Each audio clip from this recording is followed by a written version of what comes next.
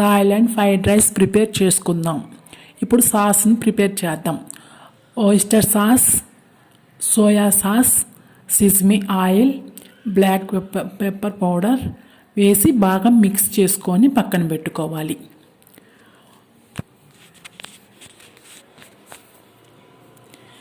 ఇప్పుడు మనం ప్రిపేర్ చేసుకుందాం. ఆయిల్ వేసి కొద్దిగా హీట్ అయిన తర్వాత జింజర్ని వేసి ఫ్రై చేసుకోవాలి. జింజర్ని గార్లిక్ని వేసుకొని ఫ్రై చేసుకోవాలి. ఇప్పుడు ఎగ్ని కూడా బాగా ఫ్రై చేసుకోవాలి. బాగా ఫ్రై అయిన తర్వాత తీసి పక్కన పెట్టుకొని ఇప్పుడు చికెన్ని కూడా వేసుకొని చికెన్లో కొద్దిగా సాల్టు పెప్పర్ని వేసి బాగా ఫ్రై చేసుకోవాలి.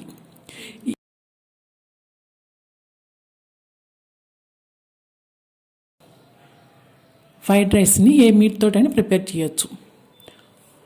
బాగా ఫ్రై చేసుకున్న దాన్ని పక్కన పెట్టుకొని ఇప్పుడు ఆయిల్ హీట్ అయిన తర్వాత ఆనియన్స్, క్యారెట్,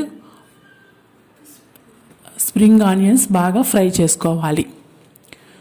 ఫ్రై అయిన తర్వాత 1 కప్పు రైస్ తీసుకొని సాల్టు మనం ప్రిపేర్ చేసుకున్న సాస్ని వేసుకొని బాగా ఫ్రై చేసుకోవాలి.